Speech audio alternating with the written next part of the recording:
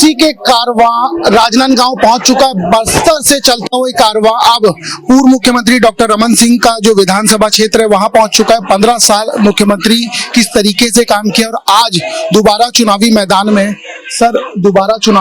में जगह जगह जा रहे हैं, किस तरीके का रिस्पॉन्स? पेंड्री आया हूँ। पेंड्री हमारा बहुत अच्छा वार्ड है और इस वार्ड में पेयजल का भीषण संकट था। एक पानी के लिए 4-4 घंटा लाइन में लगे रहती थी हमारी बहनें।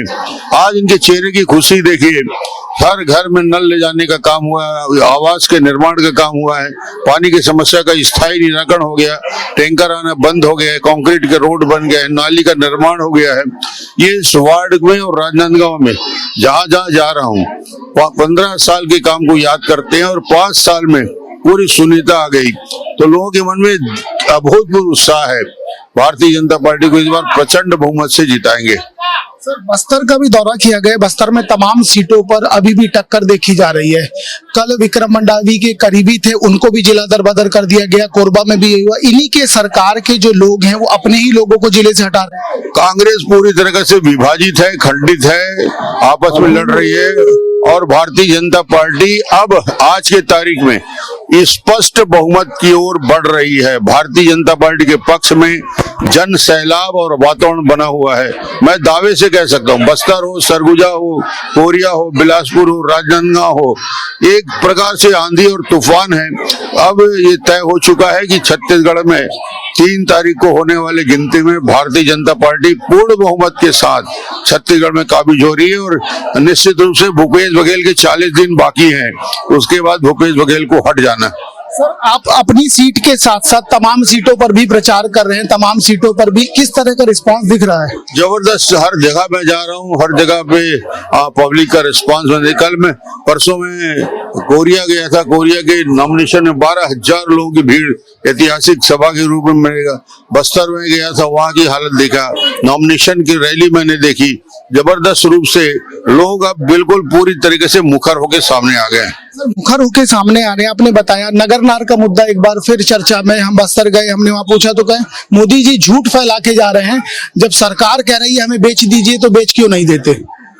नगरनार के मामले में अमित शाह ने और माननीय मोदी जी ने कह दिया कि डिसइन्वेस्टमेंट नहीं होगा तो नहीं होगा।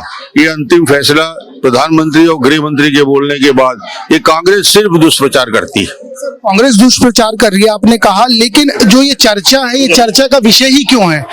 क्योंकि बस्तर में जब भी जाया जाए तो नगरनार में ऐसा होना ही नहीं चाहिए।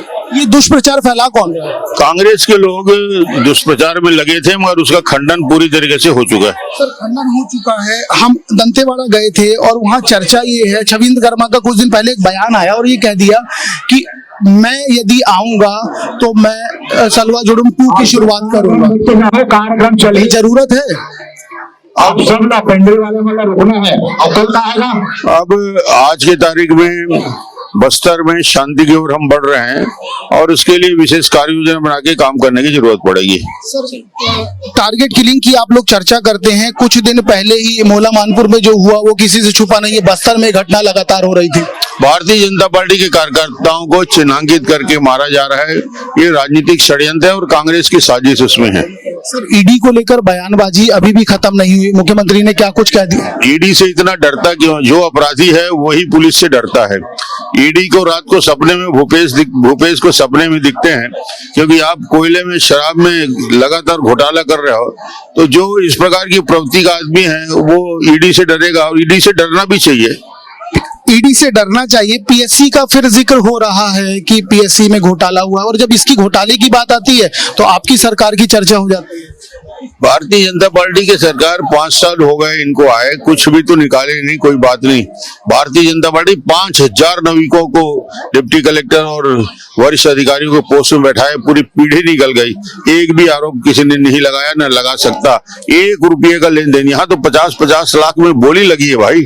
सर, जमीन के पट्टे का जिक्र किया गया जब बस्तर में तो तमाम ऐसे लोग भी मिले जिन्होंने कहा हमें तो साहब मिला ही नहीं, किस पट्टे का जिक्र कर रहे हैं? तो ये पीठ कौन थपथपाना चाह रहा है? पट्टे का काम 5 साल से पूरी तरीके से बंद है। भारतीय जनता पार्टी के शासनकाल में सबसे ज्यादा पट्टे बांटे गए और सबसे ज्यादा पट्टे का वितरण हिंदुस्तान में छत्तीसगढ़ में हुआ, मगर अब ये सरकार आने के बाद इस सारे काम रोक दी है। सर टिकट वितरण हुआ, जब दूसरी लिस्ट आई कांग्रेस की तो चर्चा ये होने लग गई कि बीजेपी प्लस में आ गई है। क्या वाकई हुआ ऐसा? बीजेपी बहुत आगे निकल गई है, पूरे सर्वे बता रहे हैं सीधा सीधा भारतीय जनता पार्टी कांग्रेस से आगे निकल गई है सभी क्षेत्रों में। वो लिस्ट आने के पहले भी हालत थी, मगर अब वो मुखर होकर सामने आ गया है और साफ शब्दों में भारतीय जनता पार्टी छत्तीसगढ़ के सभी क्षेत्रों में आगे है। सर घोषणा पत्र को लेकर कुछ रोड मैप तैयार हुआ है, कोई चर्चा हुई है? बिल्कुल घोषणा पत्र तैयार है, 2-3 दिन के अंदर हम उसको भी जारी करेंगे। मतलब इस पहले फेज में घोषणा पत्र आ जाएगा? बिल्कुल पहले फेज में ही लाना पड़ेगा, पहले फेज में ही लाएंगे और किसानों के हित में रहेगा और बहुत बेहतर घोषणा पत्र बनाएंगे जिसमें लोगों की उम्मीदें में हम खरे उतरे। आखिरी सवाल है सर, धान खरीदी और किसानों का ऋण माफ आपने कह दिया, यदि ऋण माफी हुआ था तो दोबारा जरूरत क्यों आन पड़ी? आखिर ये किसानों को लेकर लगातार इस तरह की चर्चाएं, इस तरह के बयान और इस तरह की घोषणाएं, इसकी जरूरत क्यों है? वही तो मैं प्रश्न करता हूं कि 5 साल पहले भी घोषणा उन्होंने कहा था कर्जा माफी करेंगे, फिर 5 साल बाद फिर कर्जा माफी की बात।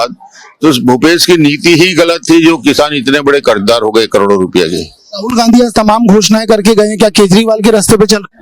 अब घोषणा करने के सिवा इनके पास कुछ बाकी नहीं है और पराजय देख रहे हैं तो रोज नई घोषणा कर रहे हैं। भविष्य की ढेर सारी शुभकामनाएं आपको साहब। धन्यवाद धन्यवाद धन्यवाद। ये डॉक्टर रमन सिंह है जो अपने विधानसभा क्षेत्र में स्वयं प्रचार पर निकले और इन्हीं डॉक्टर रमन सिंह के पास अभी पूरे प्रदेश की जिम्मेदारी है और एक बार फिर कमल खिलाने के लिए डॉक्टर रमन सत्ता के साथ साथ जमीन पर हैं और उस जमीन पर रहने के साथ साथ प्रचार के माध्यम से बीजेपी किस तरीके से सत्ता में आएगी और क्या नरेंद्र मोदी की योजनाएं उनको बता रहे हैं। अभी के लिए फिलहाल इतना ही, फिर किसी और शख्सियत से होगी मुलाकात, तब तक के लिए नमस्कार।